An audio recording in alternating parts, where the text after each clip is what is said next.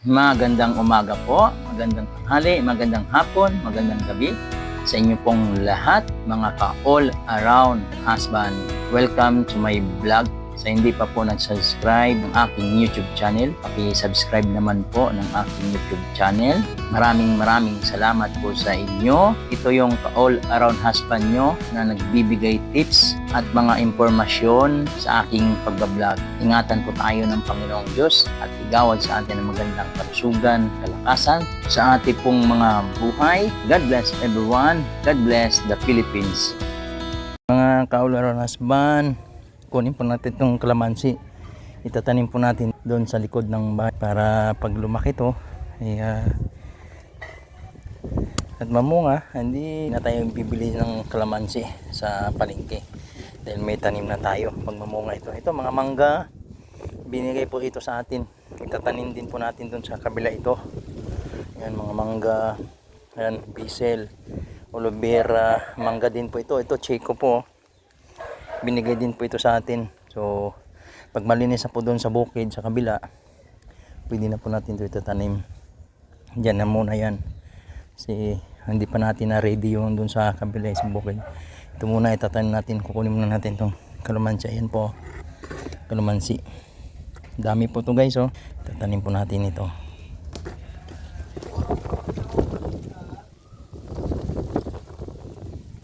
Ayan po, tara po, samahan niyo po ako mga sir, mga kuya. Ito po yung gamit natin. May pala po tayo, may piko. Ito po yung nakuha natin na kalamansi. Dito po natin ito itatanim. Kunin muna natin ito yung mga damo-damo niya. Ayan, yan, pag may mga lupa kayo, pwede rin kayo magtanim dito. Yan, may matanim na malunggay yan. Yan po yung malunggay, yung kamyas po. May mga bunga ng punti, malaki din to na kamyas. Tagal na po ito na katanim po dito. Pati yung malunggay, mayroon po doon malunggay din. Nalinisan din po natin to, nag grass cutter din po natin to. Ayan po, kamyas. Pwede po ito patuyuin pang ayan, panghalo ng mga, pwede pang paksiw, sigang. Ayan po, laki ng kamyas. So dito po tayo, tuloy po natin. Isa doon, dalawa dito, bali mga tatlo ang itatanim natin. Ididistansya natin siya ng konti para pag lumaki na ito at mamunga, ay okay na, hindi na tayo bibili sa palengke dahil mayroon na tayong kalamansi na namunga. Dito na tayo mag-harvest. Pipiko muna natin to. Ayan, pag masipag ka, pag may bakante kang lupa, pwede mong taniman. Depende po sa inyo kung ano ang itatanim mo. Kasi dating ng araw, di may harvest ka na, makatulong na sa'yo, no? Ito, katulad nito, kalamansi. Pag ito ay namunga na, hindi nakakatulong na sa'yo. Kailangan lang ng sipag. Kung may bakante ka sa lupa mo, pwede ka magtanim tulad nito. Ang ginagawa natin, cultivate muna natin tong lupa para maayos yung taniman. Nabato po siya Himitan po natin ng pala. Ito yung pala ko na binili sa Manila, dinala ko po dito. Yan, bali ganyanin natin to siya, palamutin natin to yung lupa niya para dyan yan sa gitna natin ilagay. Tapos dito isa, doon isa. Yan po, nakita nyo po, medyo umambon-ambon po dito ngayon. Okay lang yan. Yan yung piko natin, maluwag. Yun, maluwag siya. Hindi matibay yung paglagay, pero pag may time tayo, ayusin natin to para paggamit natin maganda. Paggamit natin Yan, dandahan lang tayo. Yan, matapos din yan. Yung sa gitna, yung dito natin lagay natin yan, kalamansi. Dito naman po, dito yung isa, doon yung sa dulo.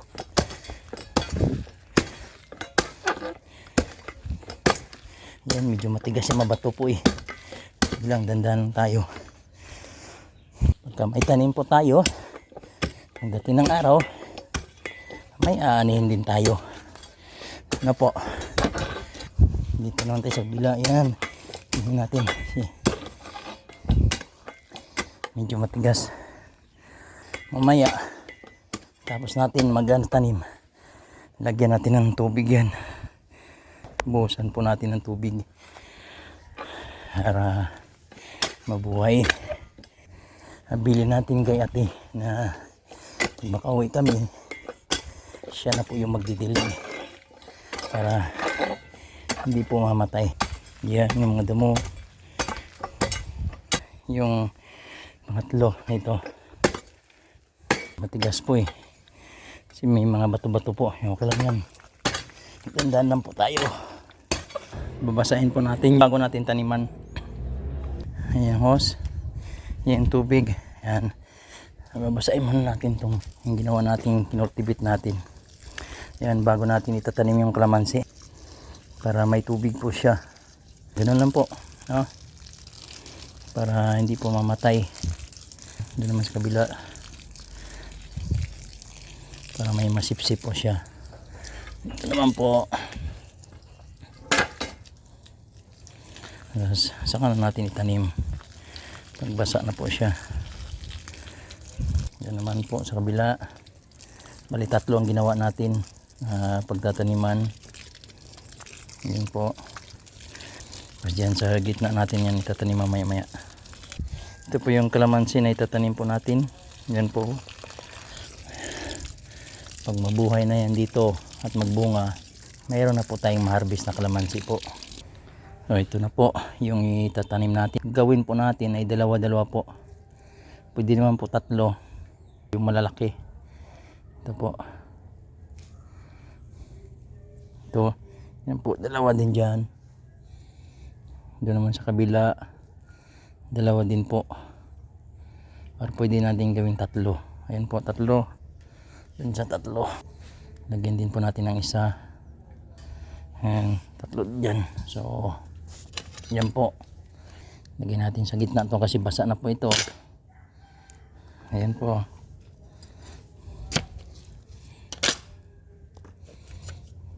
Ayan natin sa gitna. Bubutasan natin sa gitna.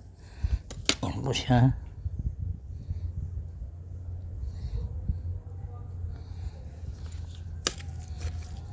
Ayan.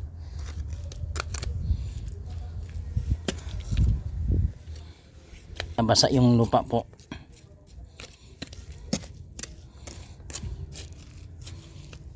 Tapos dito naman po tayo sa kabila. Ito po. Butasan natin sa gitna. Yan po siya. Tapos babasahin po natin uli mamaya to. Ito naman po tayo sa kabila. Ito po.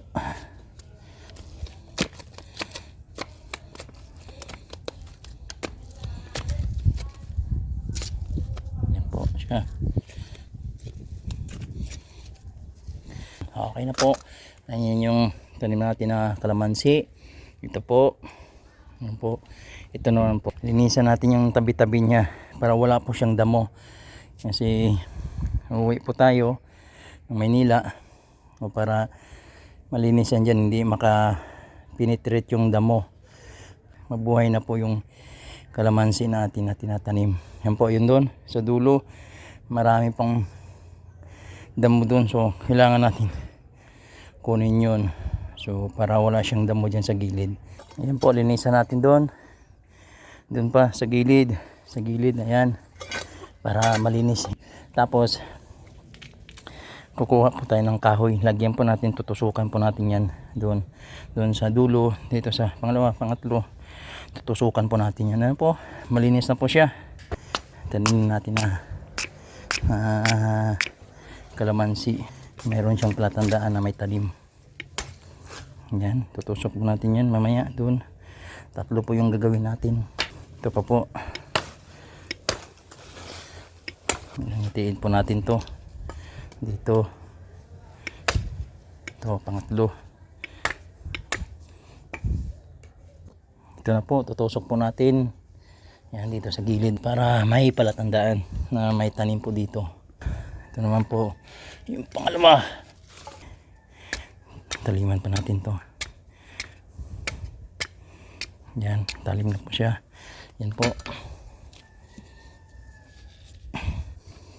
Tapos ito naman yung pangatlo. Dito yun po ilagay natin sa gilid niya. Okay, yan po. Mayroon ng tusok. Pangalawa, pangatlo, yan po. Didiligan natin siya ng tubig. Ito naman sa kabila, sa gilid, para ma-absorb niya yan po. Salamat muli sa inyong panonood, mga ka-all around husband, mga sir, mga kuya, mga uncle, mga ating mga ma'am po. Salamat, paki-subscribe ng aking YouTube channel. God bless everyone.